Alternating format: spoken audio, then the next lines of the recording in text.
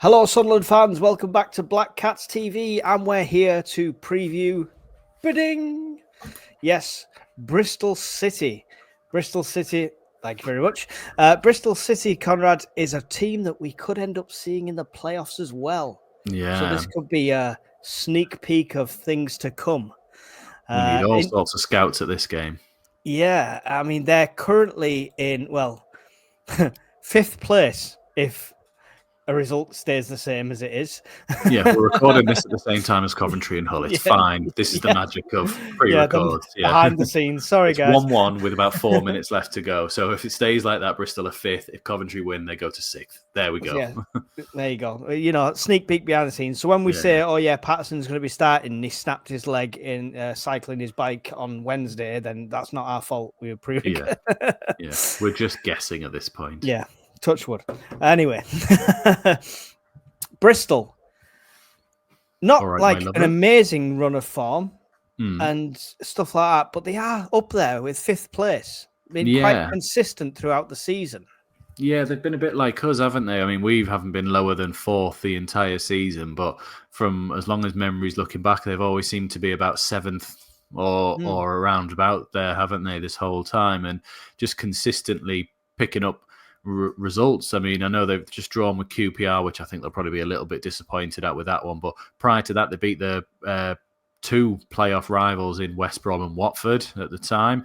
They have recently only lost 1-0 to Burnley, but taken out another playoff rival at the time, Norwich, 1-1 draw with Sheffield United, 1-1 draw with Hull. But as we can attest, Hull games don't go as easy as you think. Beating another playoff rival in Millwall and Middlesbrough as well. So they know how to get results. They did lose to Coventry in January, but they're just picking up points. Just keep third highest number of draws in the league. Well, it's still a points on the board. Yeah. Is Jack Ross managing them? Yeah, are they all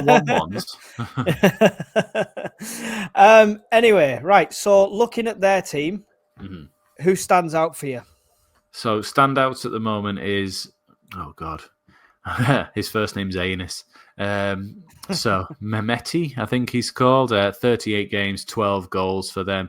And then you've got Naki Wells, 35 games, 10 goals. And then you've got Scott Twine, who I believe we were linked with back in the League One days, if it's the same Scott Twine that was at MK Dons, is 31 games, 5 goals, and you start to sort of dribble down the rest of the team there. Max Bird, a bit like Max Power, but Max Bird, 42 games, 8 assists for them. Jason Knight, 5 assists, and Mark Sykes, 4 assists. So they're the ones that are at the top. No former Sunderland players in their camp, as it were. Curse, but Naki Wells is somebody actually I've followed. Followed his career only because my friend was a major Huddersfield fan at a time that we spoke a lot, and he banged on about him all the time. Best thing since sliced bread. But since then, he was sold for $5 million to Burnley, or just under, and he was loaned to QPR like 4 seasons in a row, something like that. Okay. And till Burnley have actually sold him to Bristol now. Still at $4 million, held his value since 2014. And he's quite a decent player, So he's definitely one that could be a threat. Yeah. What position does he play? He can play in midfield, but he's playing centre forward for them, I believe, at the moment. Oh, right. Okay. So interesting. In the last couple of games, anyway. I don't know if that's down to injuries or just choices, but yeah. So one to watch for me, that one. The question is, I suppose, how are we going to line up against them? Because we saw so many changes in the last game and obviously didn't work. But are we going for them wins? Are we going for them, or is resting players more important?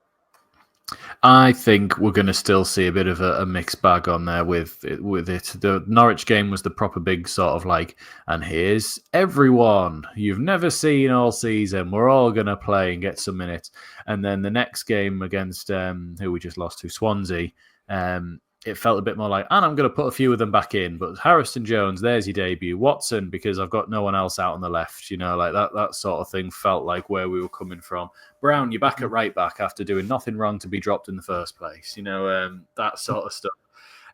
Isidore back in, but he's really shy of a confidence and a goal that he desperately needs at the moment. Do you put that on Isidore? Because I put that on down to be him being fed right.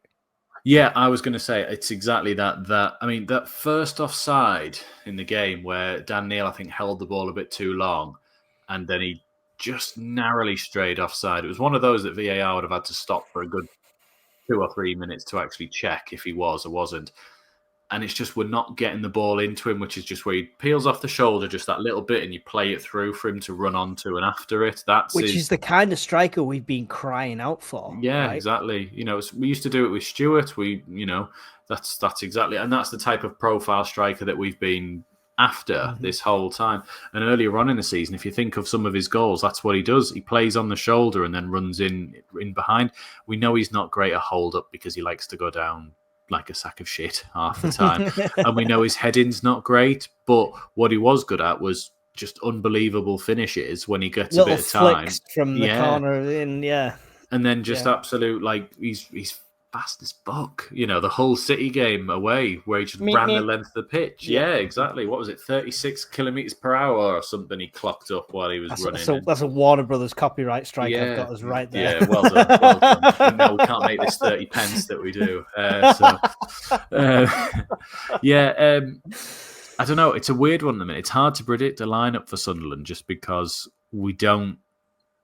I think he's testing them, like we said. I think he's trying everything and resting players like Joe. But they keep saying, "Oh, he's not injured, or maybe he's got a slight knock, but it's nothing major." So I think they're just resting him. Rig could do with a rest. Enzo, I don't think they want to risk too much. Is this the time to be testing? Is this not the time to be fine-tuning the perfect team? Potentially, but also, is there a bit of a thought of? I know some of our people say this in the live stream that is he intentionally hiding our main team to then go surprise on day one of the playoffs, and then we're back to what we always knew it was: Neil, Job, and Rig. We'll be praising him and singing his name if it's the case, and we absolutely storm the playoffs and walk the park, But I've got this fear in me. I think we're all thinking a bit too in depth into it. I think he's just going, I'll try him. Let's just, and I think he's just resting players is what I think he's doing, and not willing to risk them. Do you think we'll see any returns from injury at the Bristol game? No, not that I've been hearing anyway. I think the ones that could be back were your Ballards and your Mundles will be back for the playoffs, if at all. Really, they said the same with Elise and Huggins that they could be back at that sort of time. But I think they said Dan's, who we got from Liverpool, is out just completely. He's never going to play for us, and that's the same with that Abdullahi, that he's just not going to make this season at all, basically. So it's Ballard, really, isn't it? Ballard's your one, and Mundle, I suppose, as well. But as we saw when Mundle came back, it took him a while to get up to speed. Yes, he could still pop up with a worldie, but it's a bit like Rig's injury. Mundle and Rig, they've not quite been the same since they came back from their respective injuries, and hopefully Job's not going to follow suit with that, and hopefully Isidore picks up a bit of form, bit of confidence. Just before we go in, I'd like to see him and Mayenda both get at least a couple of goals before we go into the playoffs, just so that they've not got that weighing on them there. Exactly. Yeah. It is all going to be on them anyway, but you would like to think, well, at least they're scoring at this moment. And Wembley's a big crowd. It's a big atmosphere to have on your shoulders, on top of not getting goals is another thing. So yeah, exactly. Bristol last came up against Burnley, high scoring Burnley, on form Burnley, and only lost 1-0. Yeah, a couple of games ago. Yeah, sustained 14 shots. So for a team like us who are struggling to find the net, can you see us scoring in this one? No, but they might play a different game, because when they came to our place, they played a very sort of different measured game, didn't they? And they sort of held us and kept us at arm's length the whole time. But at that point, we were a bit more free score and a bit more attacking than we are now. But I think they're just very good at reading teams, because even if you look at the recent results where they get beat, they don't get beat by a lot. So Burnley, they played a 3-4-3 system, whereas the other day they played 3-4-2-1 against QPR. So they're very sort of fluid. They mix it up each sort of game. But looking back at that game, you had Twine, Armstrong, Mehmeti, you had Roberts, Sykes, Bird and Knight in the middle, and then three at the back. The three at the back tends to be the same. And now if we're going to go with one striker up against three at the back, I don't think we're going to have the best of times. We need either two up there, or your front three of Roberts, potentially Watson, Enzo, whoever it may be, and your striker have got to be up, split their centre-backs and get a bit of space in there, or at least force back their wing-backs so that you keep them in. We haven't seen, I don't think, the best of Enzo Laffi, even though he got his chance in the centre that we've all been waiting to see. Mm-hmm. Do you think he should be on the left instead of Watson at this stage till Mundell's back? I think so, because I don't agree with the narrative that Watson is just not trying because he doesn't want to get injured. Like I've heard a few people saying that, and I'm happy if Watson plays, because I'm also not that bothered that he's been sold. He played 7 games for us, and we've got some money out of him, like 10 million. You know. Yeah, exactly. It's not to be, and a sell-on percentage of him. And if he wants to go to Brighton, he wants to go to Brighton. I think we put more effort into Mundell. Really, that's the way forward for me. But yeah, if it was me, I would play Enzo out on the left, just because I thought he was. I mean, you saw what he did against Middlesbrough. You saw what he did against Luton. You saw what he did against Burnley as well. Just these pure class moments out there. And also, all of our play is wing play. We never play anything through the centre. So why would we not want our best player in that position where we're going to get him on the ball? Although in the last game he was coming back and picking up that ball and stuff, which is kind of been missing as well. He had to. The defenders weren't playing it out. Like it was every time they got it, they were just like, right, back to you and now to you. Well, there's nothing on there, right? We'll go all the way back. So I think it felt like he was going, just give me the ball. Like we need to be getting forward with this. That's what's good about Ballard as well. Like he's an aggressive centre back that when he gets the ball and he can stride forward, he doesn't just sort of amble forward a little bit. Like you see Meppen do it. He moves forward a little bit, but he's still very like, I'm not going too far because I need to, we've got our position. Ballard just goes, and just drives the team forward with him. Yeah, maybe if he loses it and he's out of position and what have you, but he's aggressive with it. He tries to sort of push us on. Yeah, it's them kind of people you need in the team. Yeah, like Leeds, he did it at Leeds, and you're sitting there going, Leeds were trying to pen us in, and every time he got the ball, he was driving out with it because he realised, well, if I'm past this, I'm past 2 or 3 of them, and we've got suddenly more players further forward than them. So let's have the BCTV team. So we've got Enzo on the left, we've got Enzo on the left, Roberts on the right. Yeah. Up front, 1 or 2? I'd love to see him play 2. He will not, but I would love to see him play 2. It's our team. It's our team. Yeah. Okay. Mayenda and Isidore up front? Yes, I do. Why not? Yeah. We're gonna play a 4-2-4, basically. Nice. Yeah. I like it. Attacking. Yeah. And your 2 are Rig and Neil? I want to see. I kind of want to see Samed still. I know the little bits we've seen of him where he got bullied at Leeds and gave away 2 goals, and his goal against Stoke. But I still think there's a good player in there, and he looked half decent when he came on this time. Yeah, he did. He had a mistake at one point, and I was like, "Oh, there we go, there he is." Yeah, he smashed one out of play for like when there was no one there. Like he just went bang, and it was like, "Why? What is that?" Like he had a John Smith's moment. Yeah, exactly. And but I still like when he was just coming deep to get the ball with Enzo, a little half turn right out to somebody else. You can see that there's a player in there who plays at a higher level than this and is used to a different game. Do you know what I mean? Yeah.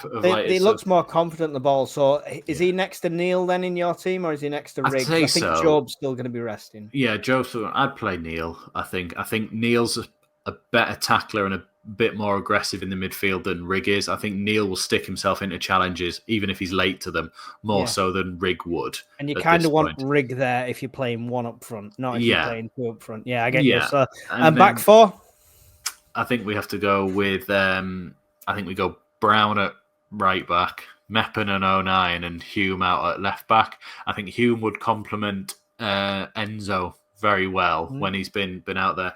If not, you maybe put Hume at right back like he does and plays well with Robert. And then Hjelder's you want in there. But I was going to say, has Hjelder's not impressed you enough yet? He's all right. Do you know what I mean? Yeah. But I still think Trey Hume at left back is better than Hjelder at left back, if that makes sense. Even though he's wrong-footed and he's on the wrong side, he got 2 goals for us in 2 games and we didn't concede anything. And you go, well, there's no problem there. The problem is Brown. But then Brown also, when we're in possession, adds into a third midfielder and we drop to a back 3 of, Hume, O'Nien and Meppen. You know, and then you've still got him. Obviously, it relies on a lot of your team. But Semed would sit in front of that while then Neil and Brown could Brown a bit more on the right, Neil a bit more floaty, and you've still got all your players up front with it. I'm talking a very fluid game here that he's just not going to play.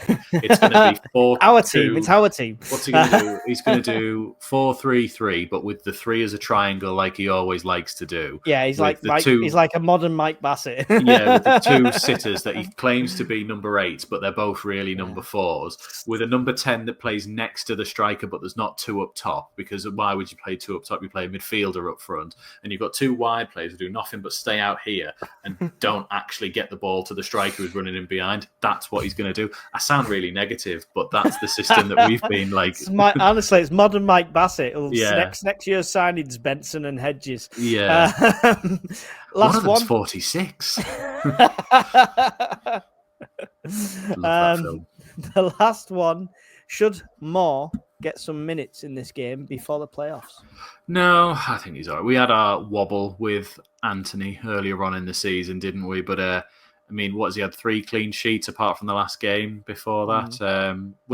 He's got 4, didn't he? 4 clean sheets. Yeah. You've got to rate a clean sheet whether he had much to do or not. Though, he did. He made saves, and at the West Brom one, especially in the first half, there was a couple of decent efforts he had to save as well. I didn't see the Norwich game, so I don't know in that one there.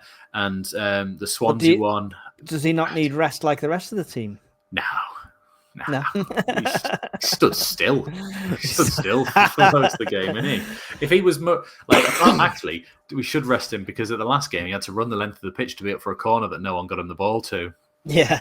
I want to ask you a quick thing on that. It's not so much this preview, but I do want to ask you a quick thing. Do you see the logic in the way we play it out? Because I feel like it's a really weird system because we seem to always want to play the quick ball. We always want to take the quick free kick, right? That's what always, no matter if it would be better to wait and get everyone up there. But we roll it out from the back and it's passed around the defence for a couple of passes. And then if we're under pressure, it ends up back with the keeper who has to make then a snap clearance, which usually ends up with the opposition and comes straight back at us. Surely just taking a goal kick puts us in a better position.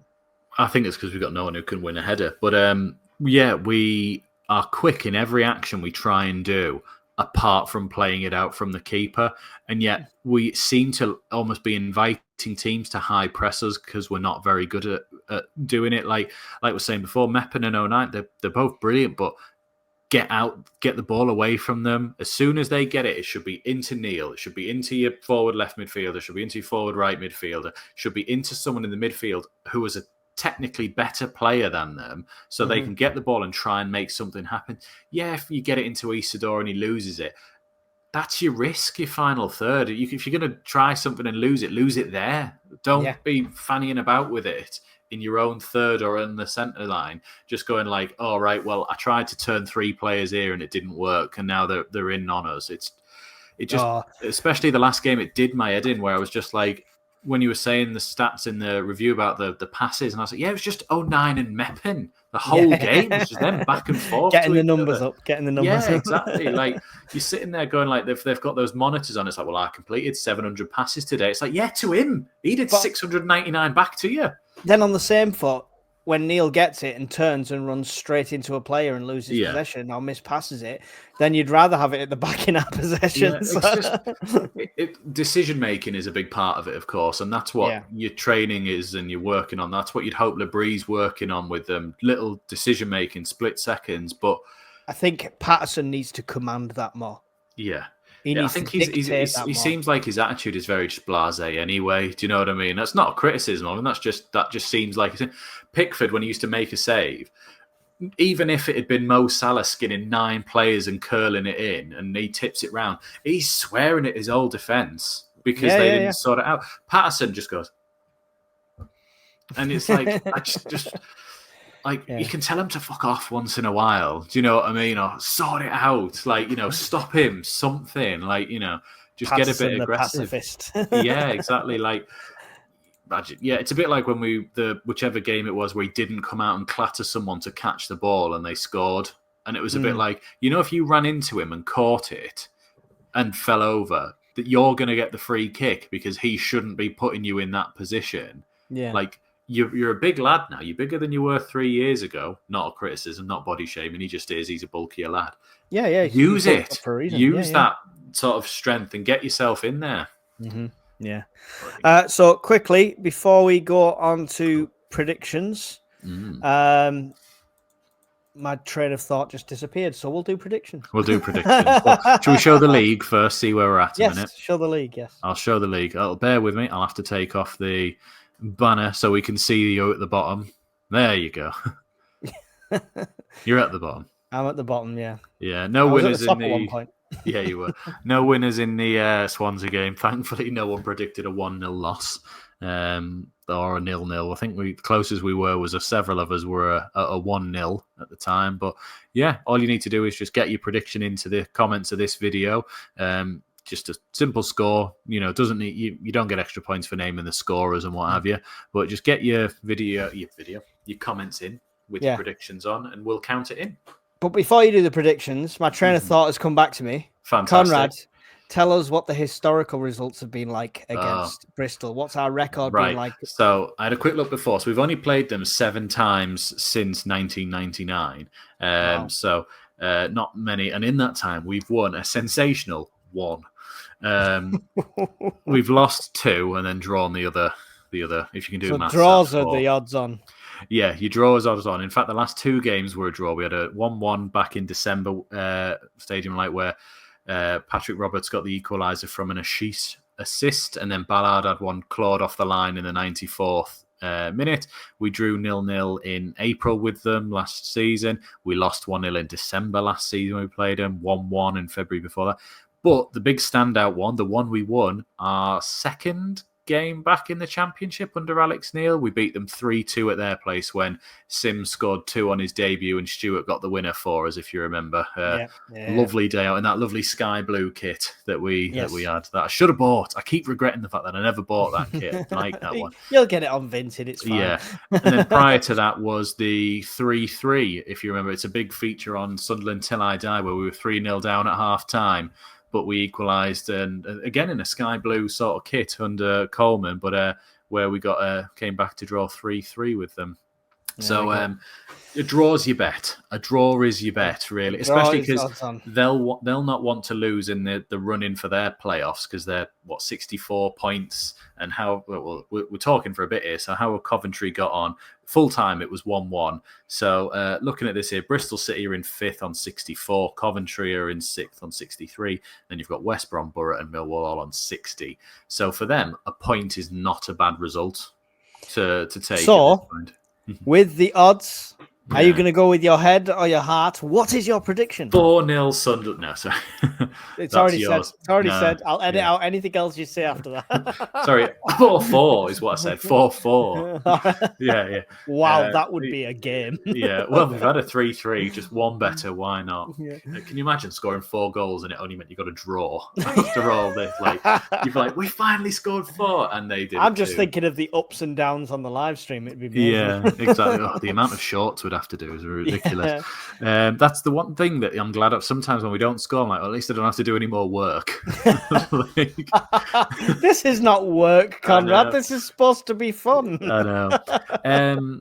I'm gonna go with the stats, shall we say, and think it's going to be a draw. I'm going to go with a sensational Jack Ross special of 1-1. Right. Well, I'm going to go for 4-0. 0-0. I was thinking of 0-0 before, and we were almost the same. But I went. I'm No, thinking we of will both 0-0 because it's hard to score past Bristol, but I don't think they've got the striking ability. So I think it's going to be quite a stalemate. But we shall see. Hopefully, we're both wrong and we win 7-0. Yeah, that'd be nice. And but it's one of them now where we win games and you go, it doesn't matter either, really. It's just nice, isn't it? Just a nice feeling for an evening. It is. It is. So make sure you get your predictions in down below this preview video. Don't miss out on the table. So we still need to figure out what the hell we're going to give them, but you'll win something at the end of the season. You know, exactly. Conrad will find an old shirt. He'll just take it off. Well, what have we given away? We've given away a Black Cats TV top, and we've given away a Sunderland cushion already so far. And a was it something else? Was it a mug? Did you give a mug as well? I can't remember. Anyway, people have got stuff, but we want to do something big. You wanted to give away a version of our red and white shirt that you had. Yes. Right. Okay. We'll figure it out. But you're there's prizes to be had. So get your prediction in. No points for close. No points for the correct goal scorers. Just the correct result. That's the only thing we're going to give a point for. Gotta get the score exact on. And join me on the live stream as well. At about 2:45, 3 o'clock kickoff on a Friday. It still feels weird. But yeah, 2:45. And then on Monday as well. Yeah, on Friday, as well as obviously the Monday game as well. We'll be live streaming for both of them. So I'll be on holiday. Tune in. He'll be on holiday, so you'll get a decent commentary for a change, which would be nice. True. So true.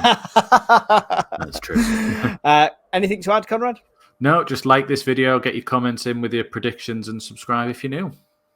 Excellent. And we'll see you at match day. Goodbye. See ya.